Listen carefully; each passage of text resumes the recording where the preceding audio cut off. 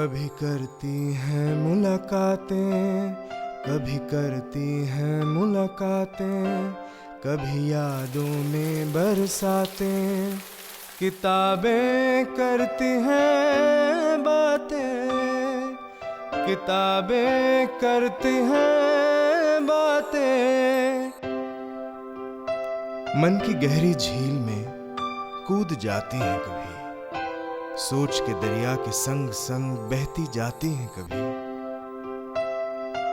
चाहे शाम हो या हो रातें, किताबें करती हैं बातें।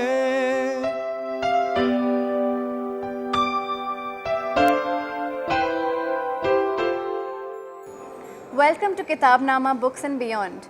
Every week we bring to you a new author who talks about their writings and their books. And this week we have with us Ella Berto, a British novelist and artist. She's just come out with a new book with her co-author Susan Elderkin called The Novel Cure. This book now gives us a new concept of bibliotherapy. So to know more about this, let's talk to her. Welcome to the show, Ella. Thank you. I'm really honored to be here. So Ella, let's start with what exactly is bibliotherapy? Therapy is the art of prescribing fiction to cure life's ailments. So me and Susan have spent the last 7 to 8 years giving people cures for all their life's problems in the form of fiction.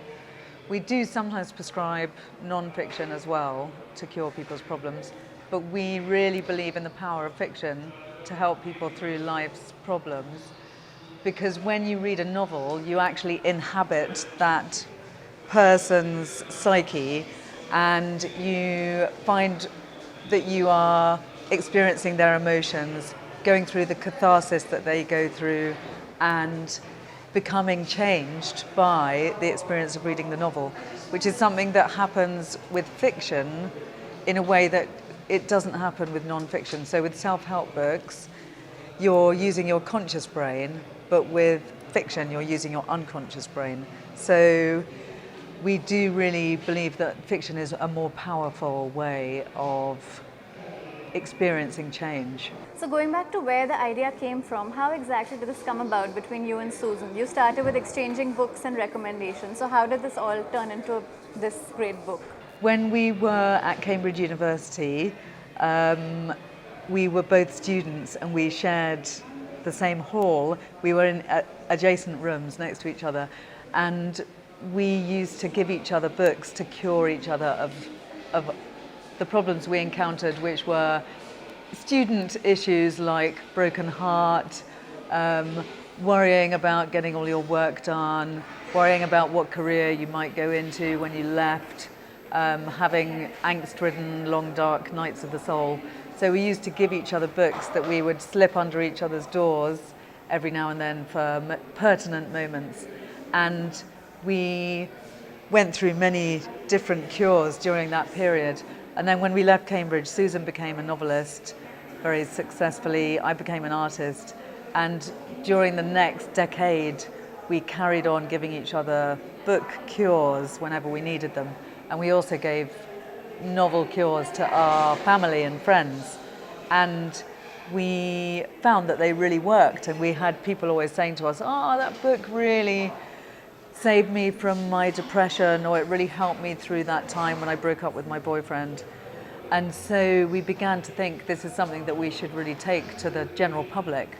And we met Alain de Botton, who is starting the School of Life in London, where they do all kinds of different courses and ways to look at philosophy and different ways of looking at life.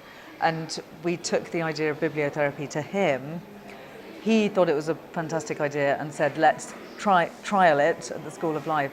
And then we saw many, many clients. We've now seen about 4,000 clients between the two of us, who we have given many, many different literature cures to, which means we've had a lot of feedback as well. So we know which are the things that work the best and which ones maybe don't work. So that's why we then decided to turn it into a book. So just like your collaboration with India, I assume that you must have collaborations with other countries as well? So which are the other countries that you've collaborated with? Do you alter your content with every new collaboration? Yes, well, so we wrote our book, The Novel Cure, which was first published in England, and then Canongate, our publishers there, took the idea to the world market, and we were lucky enough for various countries to love the idea. So we've sold it to France, Germany, Spain, Italy, Russia, and India. So it's in 17 countries now. And with each country where it is published, we had the opportunity to write new ailments and cures, because of course each country has its own psyche and its own issues and problems. So when we met Indrajit, we discussed with him a lot about what would be the best different Indian cures that he would like to bring into this book. And also Rolly Books, our publishers, clearly had some of their own ideas too.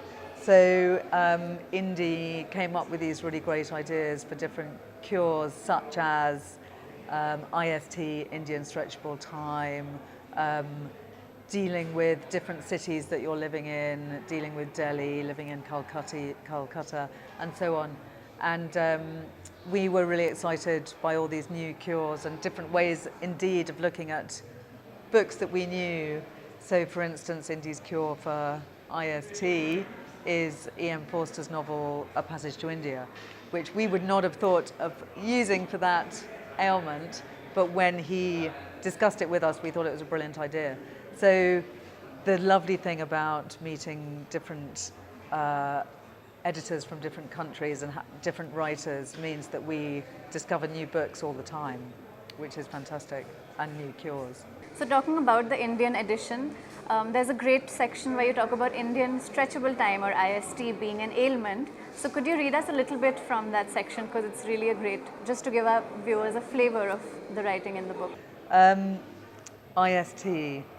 On paper, Indian Standard Time, IST, is 5.5 hours ahead of Greenwich Mean Time, GMT.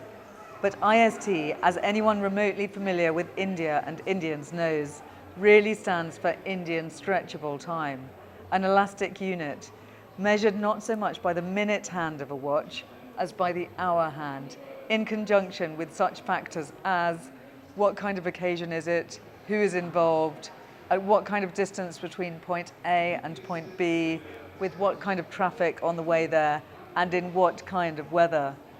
All this means, of course, that not only is it acceptable to be late in India, but it's perfectly natural. Arriving on the proverbial dot, in fact, suggests a bit of prissiness bordering on the anal. IST means that everyone turns up sometime or at some time, as captured so perfectly on the face of the indigenously designed ish watch that only has 4 marks on its dial: 12-ish, 3-ish, 6-ish, and 9-ish. For outsiders, however, such a slip-sliding notion of time can be disconcerting, if not downright infuriating. E.M. Forster, in A Passage to India, deals with the clash of civilizations brought about by these differing notions of time, and also promotes mutual understanding and calm. Then there's a bit more explanation about the book, but I'll just read you the bit at the end, which is Indy's cure. How to fix an appointment on IST, applicable only in India and to Indians, very importantly.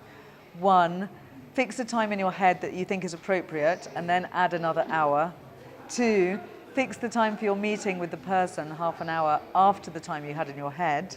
3, ensure that you're meeting somewhere far from both your homes. 4, arrive 15 minutes late. 5, according to this plan, you'll be at your destination precisely 4 minutes before the person you're meeting will be. It's very useful. I've tried it and it works. So I hear you also have a van where you go around having sessions of bibliotherapy and you actually interact with people. So how has the response been? And I mean, are there any anecdotes or stories that you could share with us?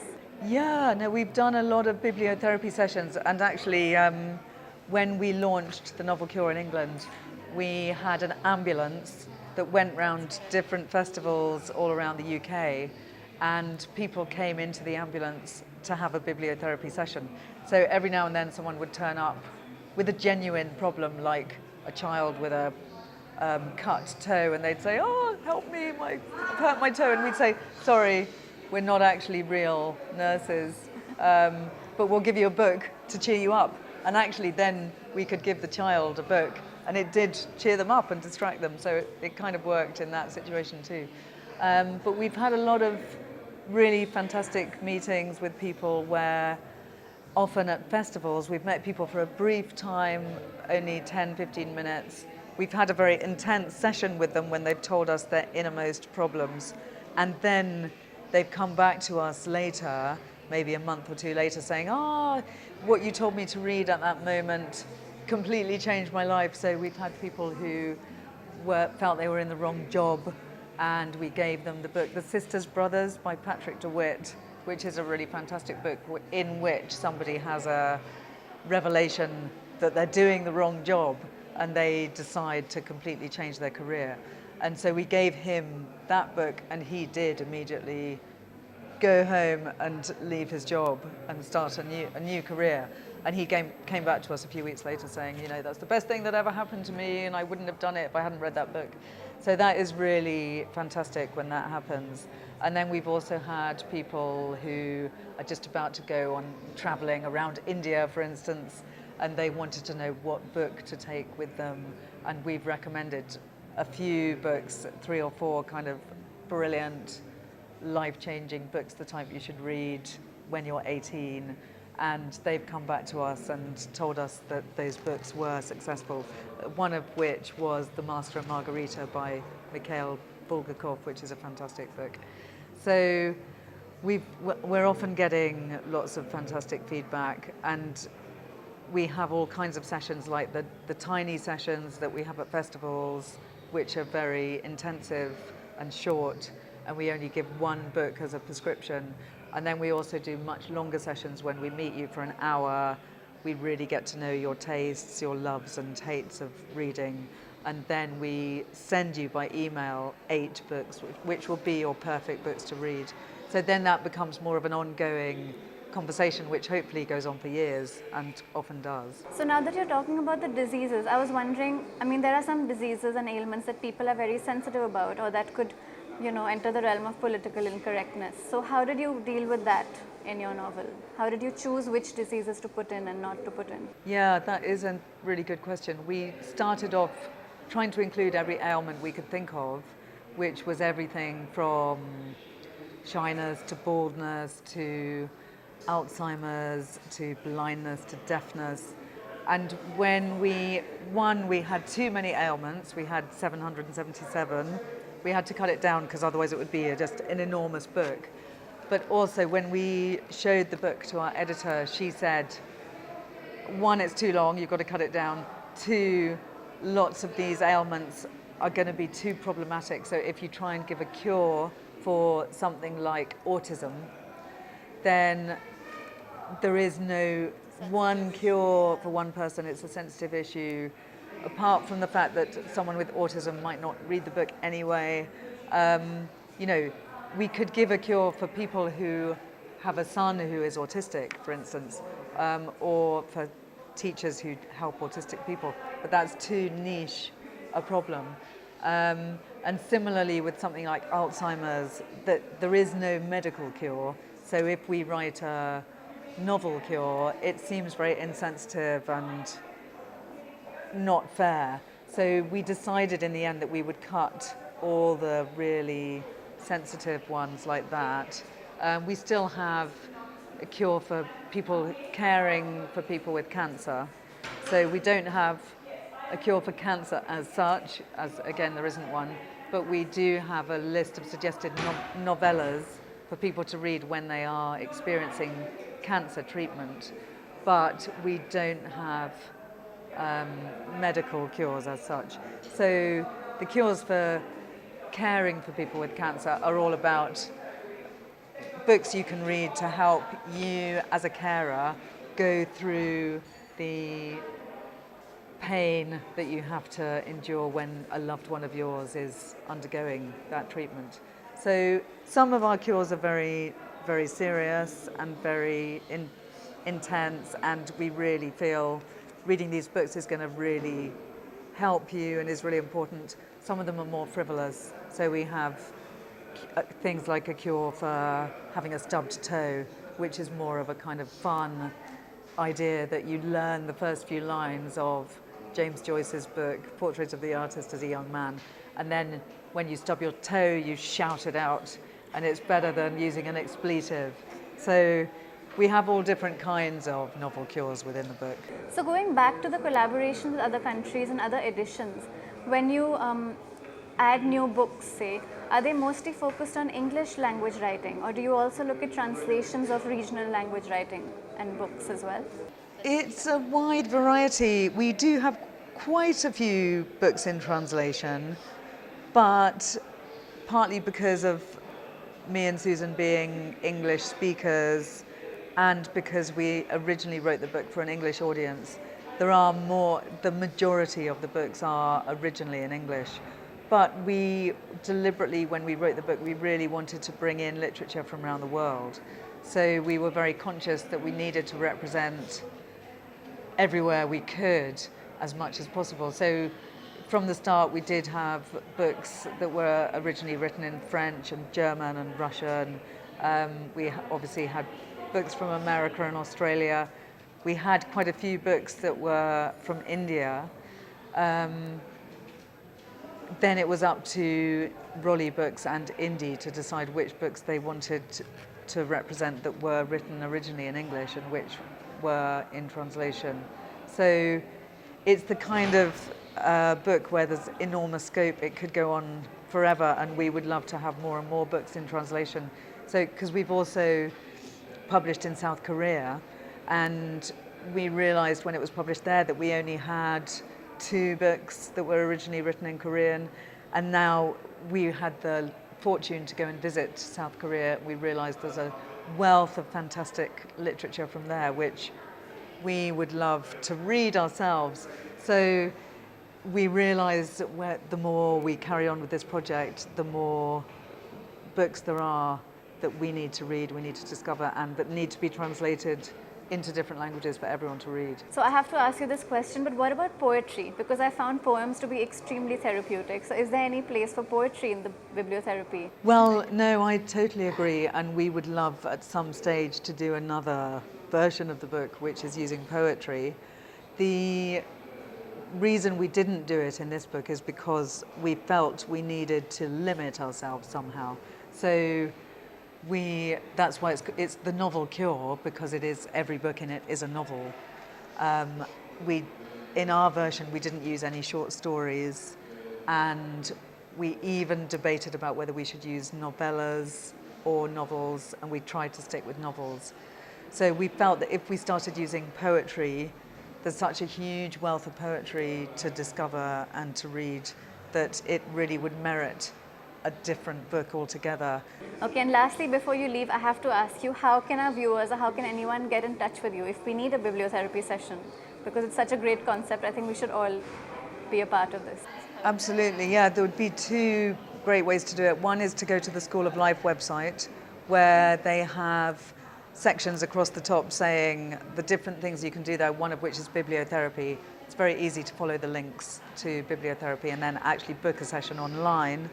And I can then do the session via Skype or telephone or email if you're not in the same country as me at the same time. And the other option is to go to the Novel Cure website. So we have a website devoted to the Novel Cure, and you can sign up for a bibliotherapy session via that site too. And we also encourage people to send us tweets asking about issues.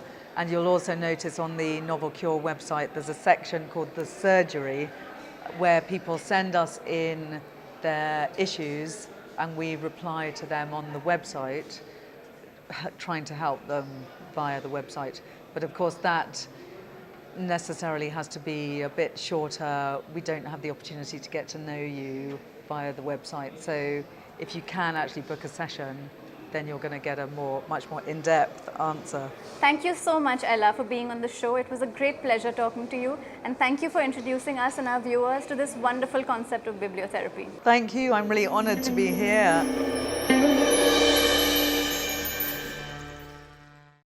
This is from Red Azalea, my memoir. Her face flushed.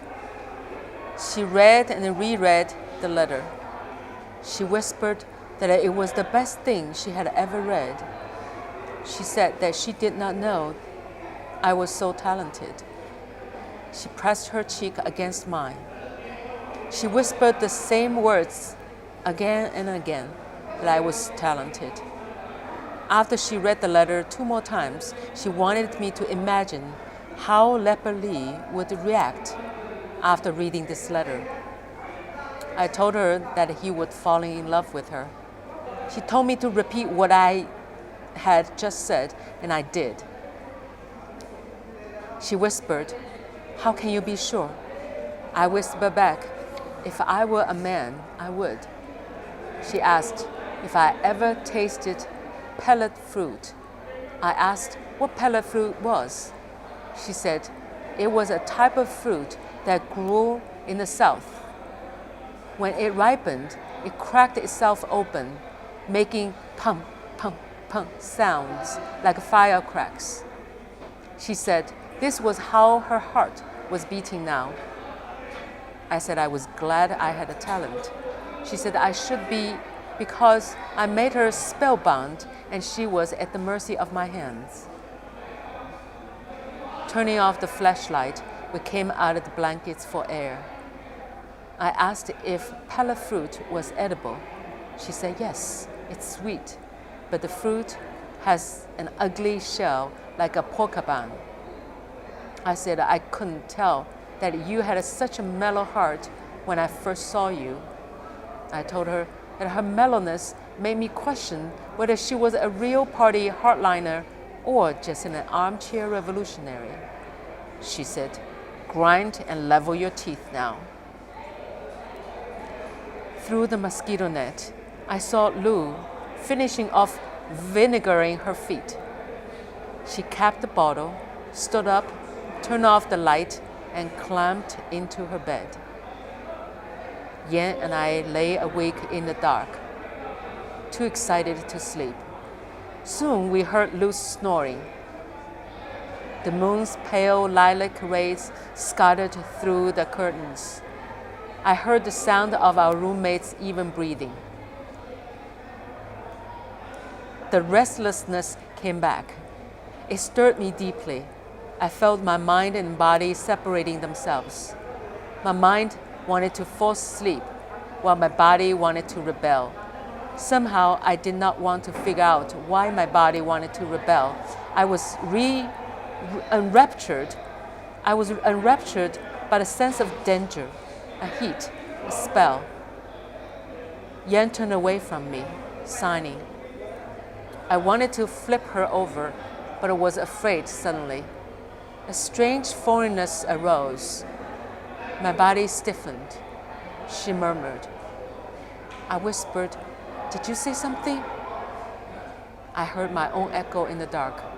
She sighed and said, "Too bad." I waited for her to complete the sentence. She went silent, as if she were afraid as well. I said, "I'm waiting." She said, "Too bad you are not a man." She sighed again. It was a deep and frustrated sigh. I felt dejected. My youth rose bravely. "What would you do if I were?" I asked.